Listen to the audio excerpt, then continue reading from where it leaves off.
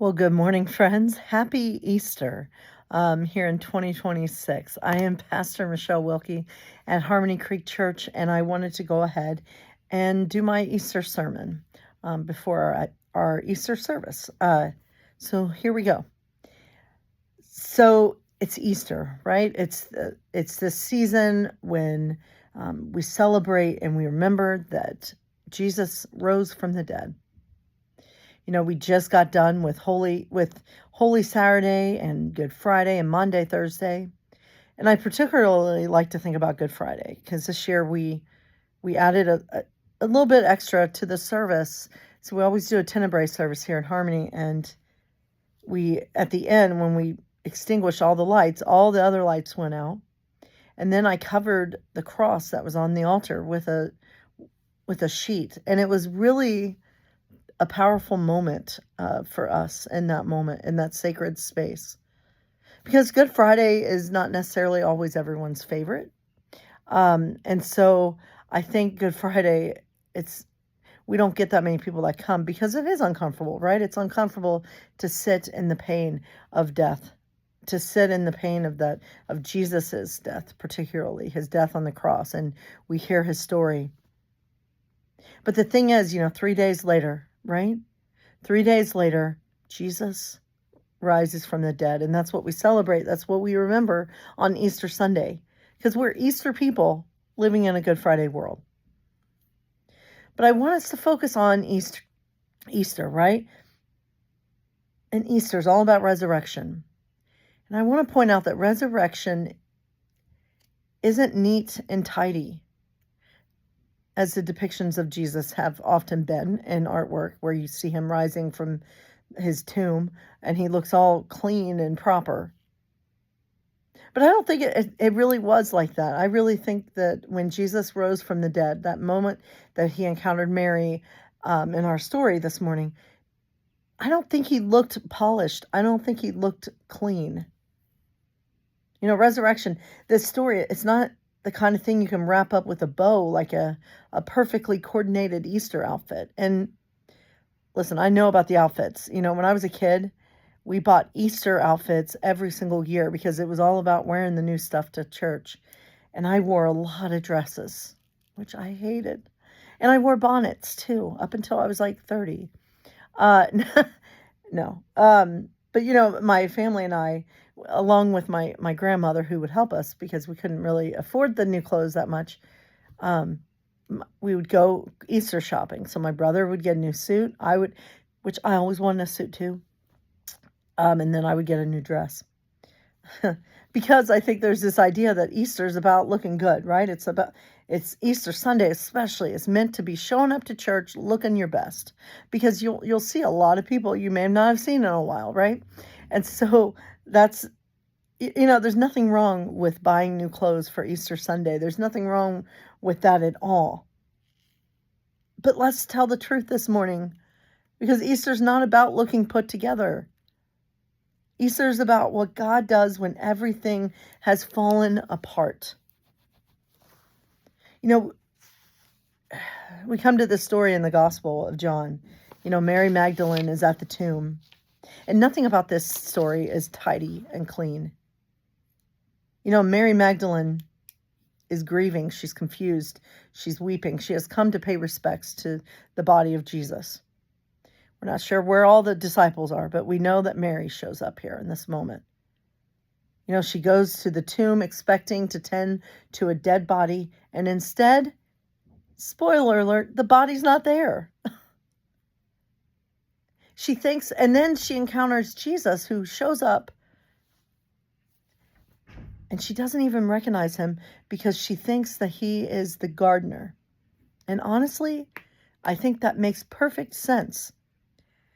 Because as Nadia Bolz-Weber imagines it, Jesus probably looked like a gardener. He probably looked dirty.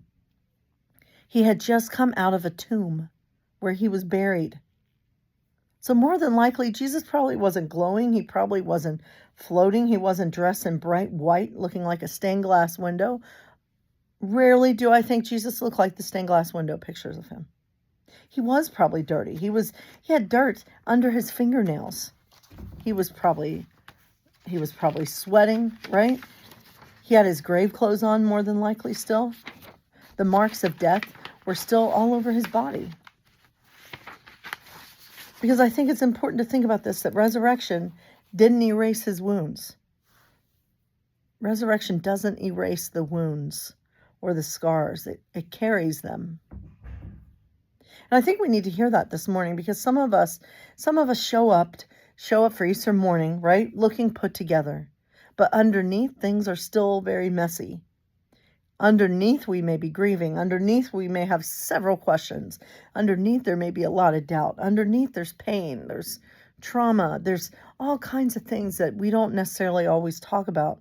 And Easter doesn't deny all the icky things and messy things about life. Easter meets us right in it, because God meets us right in it. Easter's not, and it's important, Easter's not just messy, right? The resurrection stories are not just messy, but it's also about reversal. Everything gets turned upside down. The Roman Empire used crucifixion as a tool of fear. It was a way to say, this is what happens when you challenge power. You know, it was meant for death. It was meant for shaming, for endings. But God takes what was meant for death and turns it into life. God takes what was meant for evil and turns it into resurrection. That is the great reversal at the heart of Easter. And it's not the only place we see the story of reversal, because I said I was going to tie in Esther to the story of resurrection. So let's think about the story of Esther, right? We have heard about her in the last several weeks, right? Where I have been preaching about her story in the Hebrew text. And in her story, right, there's a decree that is made where whole people were marked for death. A decree that was made that would say that all Jewish people would be put to death. And it seems final, right? It looks certain. It looks like the end. But then comes Esther onto the scene, right? She risked her life to save her people. She was a woman with courage. She was a woman who risked everything, a woman who stepped into danger, not because it's easy, but because it's right. And what happens? What happens because of Esther's courage? The story flips. The decree is reversed. Death turns into life. Fear turns into deliverance. And let's not sanitize the story, though, because let's face it, it wasn't easy work for Esther. It was risky. It was complicated. It was messy. New life always is, I think, like death and resurrection. That's always messy work. But at the end of this, right, we hear the guideline. We hear that Purim is this celebration that the Jewish people are meant to do every single year. It's a celebration, the celebration that the decree of death turns into a story of survival and a story to celebrate. And it's important to note something, though, because at the end of Esther's not the one who gets lifted up as like the hero of the story. They actually lift Mordecai up.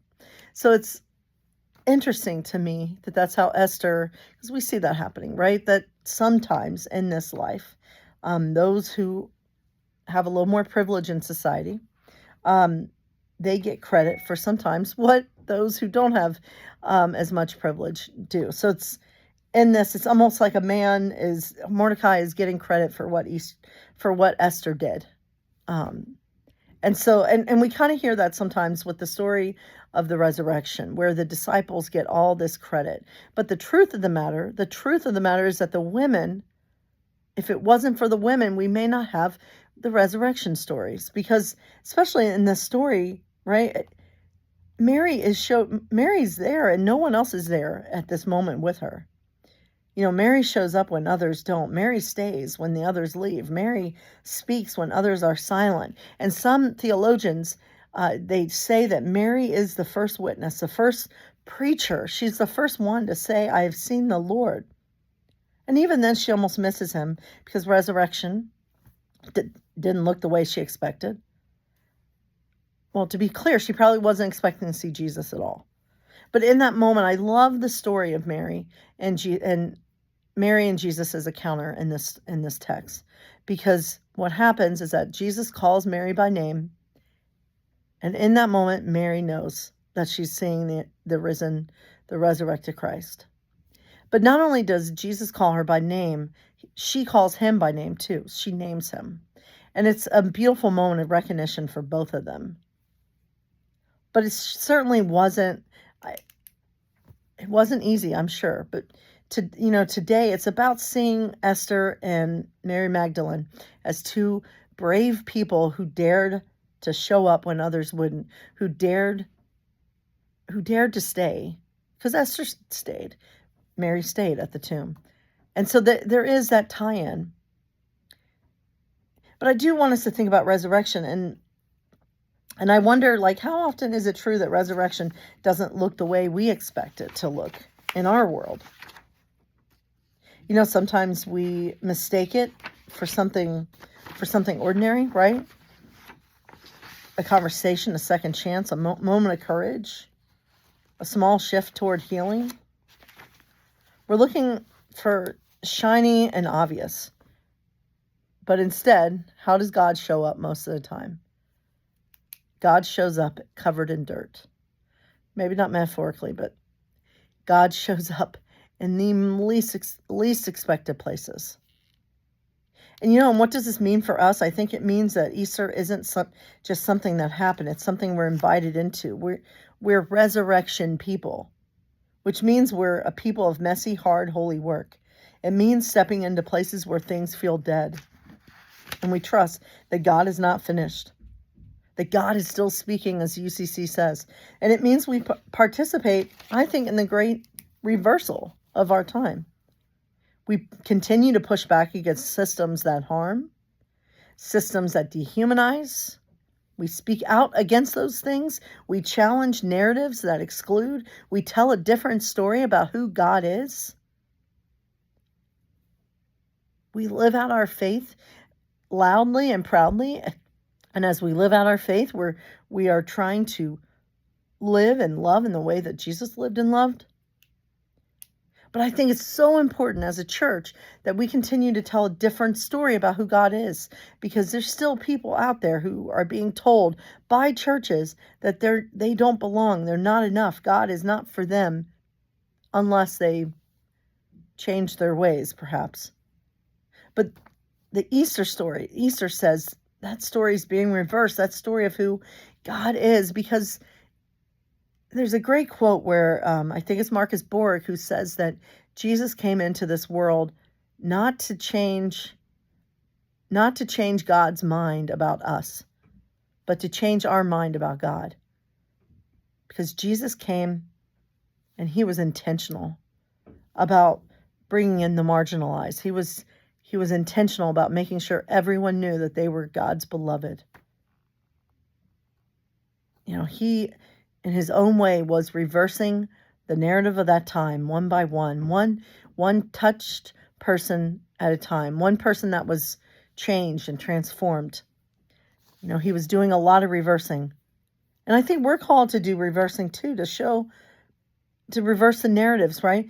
To show the world that communities like Harmony Creek Church exists, communities where you don't have to hide, where you don't have to pretend, where you don't have to clean yourself up before you walk through the door. Church communities, Christian communities that actually look like Jesus. Messy, compassionate, inclusive, full of grace.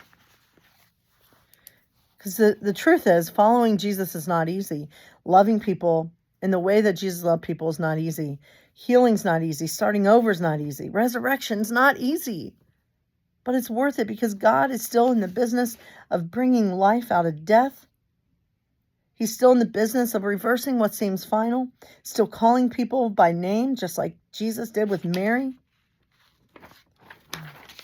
And in that moment, right, everything changed. And maybe that's the invitation for us today, to listen, to trust that even in the mess, God is present, to believe that even when things feel buried, resurrection's already beginning, and to be part of the reversal.